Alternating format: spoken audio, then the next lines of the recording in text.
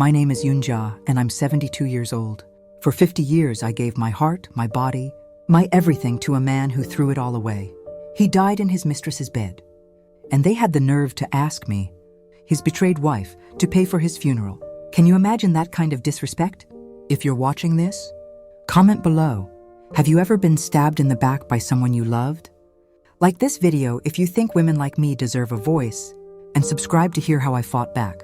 Your support will push this story to others who need it. Let's break the silence together. I was 19 when I married him. A girl from a poor village with dreams bigger than my circumstances. His name was Min Soo, a laborer 10 years older, with rough hands and a steady job that made my parents see him as a ticket to stability. Back then, marriage wasn't about love. It was about survival. I wore a simple dress my mother stitched, my hands trembling as I said my vows. I thought I was starting a new life, building a home with a man who'd protect me. I was wrong. Min Soo wasn't the protector I dreamed of. He was the first man to break my heart, and he kept breaking it for 50 years. The early years were hard, but hopeful. I moved into his small house, a drafty place with creaky floors and a leaky roof. I made it a home, sewing curtains, scrubbing walls, planting a tiny garden with herbs to flavor our meals. I took pride in it, thinking we were building something together. But Min Soo had other plans. He'd come home late, reeking of cheap alcohol. His paycheck already spent at the bar. The first time it happened, I was shocked. "Where's the money for groceries?" I asked, holding our weekly budget, a few crumpled bills. He laughed, a mean sound, and said, "Figure it out, Yunja. That's what wives do." I cried that night, alone in our bed, but I didn't tell anyone. In my village, a wife's job was to endure. My mother's words echoed, "A bad husband is better than no husband." So I stayed. To keep us afloat, I worked 2 jobs. Mornings, I sewed clothes for neighbors, my fingers pricked raw by needles. Evenings, I cleaned offices in town, mopping floors until my back ached. Min Soo worked too, but his money vanished into bottles and card games. I'd find receipts for drinks I never tasted, meals I never ate. One night he stumbled in, his shirt untucked, and I smelled perfume, sweet, floral, not mine. My heart sank, but I pushed it down. He's just drunk, I told myself. He'll change, but he didn't. The signs grew clearer.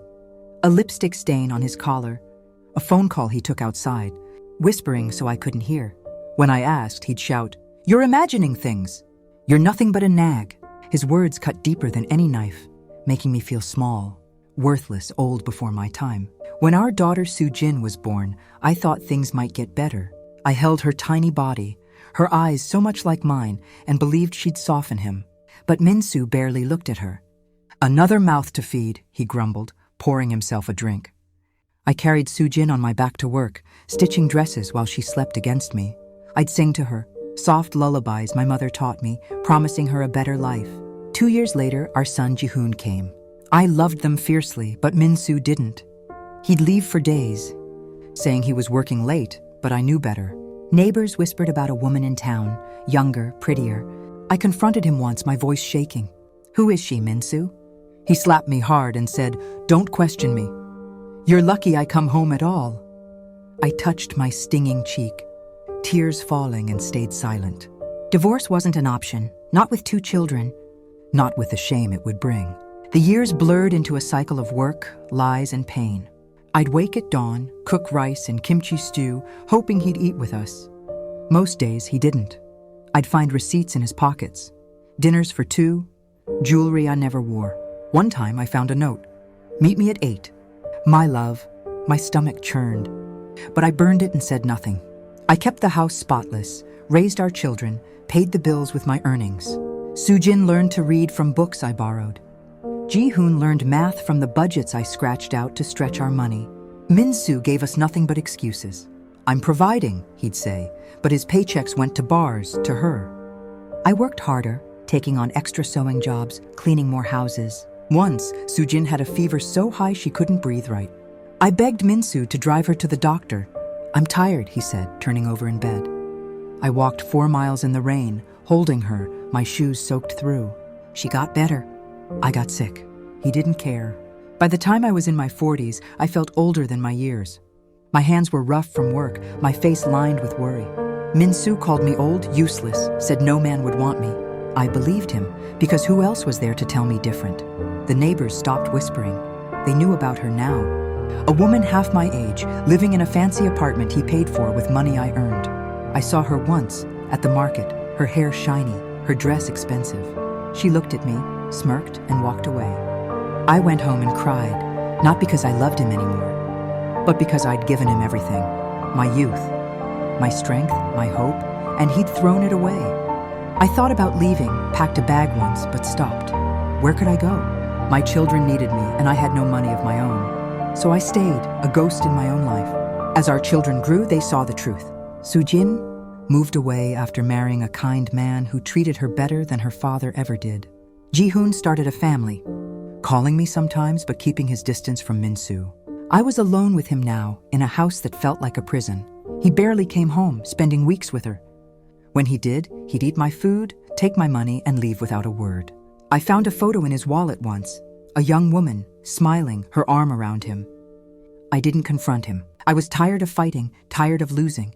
I kept working, saving what little I could, dreaming of a day I'd be free. But freedom felt impossible until the night everything changed. I thought freedom felt impossible until the night everything changed. The call came on a cold night, the kind where the wind howls through the cracks in the house, making everything feel lonelier. I was sitting in my living room, the same room where I'd spent countless evenings alone, knitting scarves for grandchildren I'd rarely see because Min-soo never encouraged family visits. The phone rang, piercing the silence like a scream. I picked it up, my hands steady from years of hard work. A voice on the other end, a woman's voice, said, "Yoon-ja, it's about Min-soo. He's dead." I felt the world tilt. Dead? My husband? The man who'd been my tormentor and my tether for 50 years, was gone. But the way she said it, so casual, so matter of fact, made me ask, "How? Where?" She paused, then said, "He had a heart attack. In my bed." My bed? Her bed? The phone slipped from my hand, clattering to the floor. I sank to my knees, the room spinning. My husband died in another woman's bed. The man I gave my life to, the father of my children, breathed his last in the arms of his mistress. The pain was immediate, like a fire igniting in my chest, spreading to every part of me. I clutched my heart, feeling it pound wildly as if it might stop too. Tears came unbidden, hot and relentless, soaking my blouse. I cried for the young girl I was at 19, full of hope, marrying a man who promised security but delivered only suffering. I cried for the years I worked 2 jobs, my fingers bleeding from needles as I sewed, my back aching from mopping, while he spent our money on alcohol and her. I cried for our daughter Sujin, who asked why her father never came to her school events, and for our son Ji-hoon, who learned to fix things around the house because his father was too drunk to care. I cried for the nights I lay alone in our bed, wondering if he was with her, imagining them laughing while I stared at the ceiling, counting cracks to pass the time. Do you know what it's like to learn your husband died in another woman's bed? It's not just grief, it's humiliation, rage, confusion, all mixed into one unbearable storm. I pictured him there in her arms, his head on her pillow, her hands on his body, the body I once loved, the body that gave me children. Had he called her name in his last moments? Had he thought of me at all? The thought made me sick. I ran to the bathroom, retching into the sink, my stomach heaving as if to expel the poison of 50 years. I looked in the mirror, my face pale, my eyes red, and saw a woman who'd been erased. For decades, I was the wife who stayed, who endured, who forgave. But in death, he chose her, again. I sat on the floor for hours, the phone beside me, its screen glowing with missed calls from his family. I didn't answer. How could I? What would I say? Yes, he's dead. In her bed. The shame burned me. In my culture, a widow is supposed to mourn with dignity. Arrange the funeral, wear black, bow to visitors. But how could I mourn a man who made my life a living hell? Examples of his cruelty flooded my mind. Remember when Sujin was 10 and she won a school award? I begged Min-soo to come to the ceremony. He said he had work, but I saw him later at the bar, laughing with friends. Sujin cried that night, asking why Daddy didn't care. Or when Ji-hoon broke his arm playing soccer. I took him to the doctor alone, paying with money I hid from Min-soo because he'd drink it away. He came home late that night, drunk, and yelled at me for spending his money.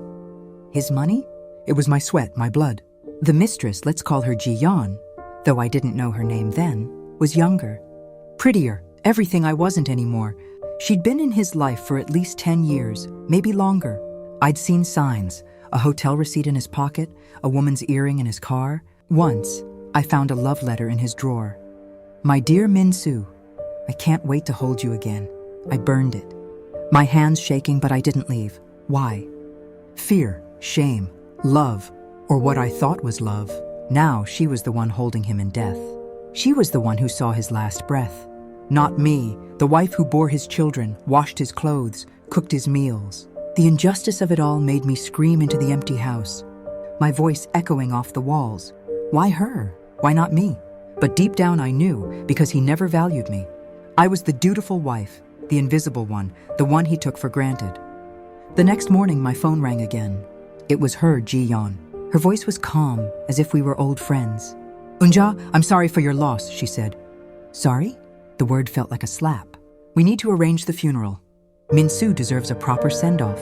Can you help with the costs? The coffin, the ceremony, it's expensive. I felt a surge of anger so intense it made me tremble. Help? I replied, my voice steady despite the storm inside. You took my husband. You had him in your bed. Why should I pay? She sighed as if I was being unreasonable. He loved you too, Unja, but he needed me. You were his wife in name, but I was his companion. The funeral is for his memory. Companion? The word made me laugh, a bitter sound. Memory? What memory? The one where he drank away our savings? The one where he slapped me for asking questions? Or the one where he abandoned his children? She paused, then said, Please, Unja, for old times' sake. Old times? For 50 years of betrayal? I hung up, my hands shaking. But the calls didn't stop. His brother rang next. Unja, you must do your duty as his wife, he said. The family is expecting a proper burial. We'll need money for the hall, the food, the monk. Duty? After everything? I asked him. Where was his duty when he left me alone to raise the children? Where was his duty when he spent our money on her? He sighed. That's the past. He's dead now. Honor him. Honor a man who dishonored me? His cousins called too, saying the village would talk if I didn't pay. You'll be shamed, they said. People will say you're heartless. Heartless? Me? The woman who endured 50 years of hell? I spent that day in a fog, reflecting on the sacrifices I'd made. Remember when Min-soo lost his job in his 40s? I worked 3 jobs then, sewing, cleaning, and selling vegetables at the market to keep the house. He promised to change, but he didn't. Or when Soo-jin needed money for college. I sold my mother's necklace, my only heirloom, to pay for it. Min-soo contributed nothing, too busy with Ji-yeon. Examples like this filled my mind, each one a wound reopening. I cried for the girl I was, full of hope, and the woman I became. Broken but still standing. The pressure from his family weighed on me. They sent messages. You're his wife. It's your responsibility. But was it? After 50 years of neglect, was I still bound to him in death? As the day wore on, something shifted inside me. The rage turned to clarity. Why should I pay for a funeral I didn't want? The money I had left was for me, for medicine, for repairs, for a life I'd never lived. I called his brother back. No, I said. I won't pay. Bury him yourselves, he gasped. Unja, think of the shame. The shame is on him, I replied. And on you for knowing about her and doing nothing. I hung up, feeling a spark of strength I hadn't felt in years. But the battle was just beginning. The family didn't stop, and Ji-yeon called again, her voice sharper. You'll regret this, she said. Min-soo would want you to do the right thing. The right thing? After everything? I called his brother back. No, I said. I won't pay. Bury him yourselves. His brother's voice exploded through the phone. Unja, how can you be so cold? He's your husband! The family is counting on you. The village will talk. They'll say you're heartless. A bad wife who abandoned her duty in death. Duty. The word echoed in my head, stirring up 50 years of resentment. Duty had been my chain. Duty to stay when he drank. Duty to work when he spent. Duty to forgive when he cheated. Now in death they wanted more duty from me? I felt a fire ignite, hotter than the rage I'd felt at the bank or the humiliation of his lies. Duty, I replied, my voice steady but sharp. Where was his duty when he left me alone with the children? Where was his duty when he slapped me for asking about her? Bury him with the money he spent on her, the dinners, the gifts, the apartment. I'm done. I hung up, my hands trembling not from fear, but from the power surging through me. For the first time in 50 years, I had said no without apology. The backlash came fast, like a storm rolling in from the sea. His family spread the news through the village, whispers in the market, calls to my children, even posts on social media for the younger ones. Yoonja refused to pay for Minsu's funeral, they said. She shamed the family. Neighbors, who'd known me for decades, looked at me with pity or scorn. One old woman, a friend of my mother's, stopped me on the street. Yoonja, think of your honor. A widow must mourn properly. Honor? What honor had Minsu left me? I smiled politely and said, my honor is in living now, not burying the past. But inside, the words stung. Shame is a heavy cloak in my culture. Women are expected to bear it silently, to forgive, to sacrifice even in death. I started doubting myself. Was I wrong? Should I pay just to end the gossip? Ji-yeon, the mistress, called again that evening. Her voice was no longer calm. It was desperate, edged with anger. Yoonja, the funeral home needs payment tomorrow. The coffin is ready, but they won't release it without money. Minsu would want a proper send-off, would he? The man who never thought of me in life now cared in death?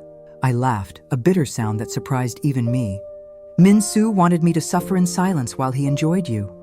Tell the funeral home to bill his family. Or you. You were his companion, weren't you? Pay for your love, she gasped. You're cruel. He loved you too. Loved me? Examples of his love flashed before me. The times he came home drunk, smashing plates because dinner was cold. The birthdays he forgot. The anniversaries he spent with her. Love? I said. Love doesn't slap you. Love doesn't steal your savings for another woman. Love doesn't die in her bed. She started crying, but I felt no pity. Don't call again, I said and hung up. The pressure didn't stop. His cousins showed up at my door the next day, a group of 3, their faces stern. Yoonja, let's talk, the eldest said, pushing past me into the living room. They sat on my sofa, the one I'd bought with my sewing money, and laid out their plan. The funeral is set for tomorrow. We need 10 million won for the coffin, the hall, the food. As his wife, you must contribute. I stood in the doorway, arms crossed, feeling like a stranger in my own home. Why me? He spent his money on her. Ask Ji-yeon. They exchanged looks. Ji-yeon? She's not family. You are. Family? The word made me snap. Family? Where were you when he drank our money away? When I worked 3 jobs to feed the children? When he slapped me for asking about his affairs? The eldest frowned. That's the past. He's dead now. Honor him. I shook my head. I honored him for 50 years. Now I honor myself. Get out. They left, muttering curses, promising I'd regret it. The village gossip exploded. I went to the market, and people whispered behind my back. Yoonja is heartless, they said, refusing to bury her husband. An old neighbor pulled me aside. Yoonja, think of your children. They'll be shamed too. My children? Soo-jin called that night. Mom, Uncle called. What's going on? I told her everything, the death in her bed, the demands, my refusal. She was silent, then said, Mom, you did the right thing. Dad was terrible to you. Don't pay, Ji-hoon called next. Mom, I support you. Dad never helped us. Let them bury him. Their words were balm on my wounds. For years, I'd shielded them from the worst. But now they knew, and they stood by me. The funeral came and went without my money or presents. They scraped together funds from his family, a simple ceremony in a small hall. Ji-yeon was there wearing black, acting the widow. Neighbors told me she cried the loudest, as if she had the right. I stayed home, knitting a scarf, feeling a strange peace. The shame they promised came. People avoided me. Some called me bitter, but it didn't break me. Instead, it freed me. For the first time, I saw the truth. I wasn't the villain. He was, and by refusing to pay, I claimed my power. In the weeks that followed, I started rebuilding. I used my savings for myself, a new roof, better medicine for my arthritis, fresh produce at the market. I planted more in my garden, tomatoes, peppers, flowers that bloomed bright and defiant. I reconnected with old friends, women who'd endured similar pains. You inspired me, Unja, one said. I left my husband last year. We met for tea, sharing stories, laughing for the first time in years. My children visited more, bringing the grandchildren. Soo-jin helped me set up a small sewing business from home, mending clothes for neighbors. Ji-hoon fixed the leaky faucet, saying, You don't have to do it alone anymore, Mom. At 72, I found joy in small things: a warm cup of tea, a walk in the park, the sound of birds in my garden. I forgave Minsu, not for him, but for me, to let go of the poison. Jiyeon never called again, but I heard she moved away, shamed by the village gossip. His family stopped speaking to me, but I didn't miss them. I was free, truly free, for the first time in 50 years. If this story of betrayal and triumph moved you, like the video to show you stand with women like me. Subscribe for more raw tales that inspire strength, and comment. What would you do if asked to pay for a betrayer's funeral? Your stories could help someone else. Let's make this viral. Share with a friend who needs to hear it. Together we break the silence.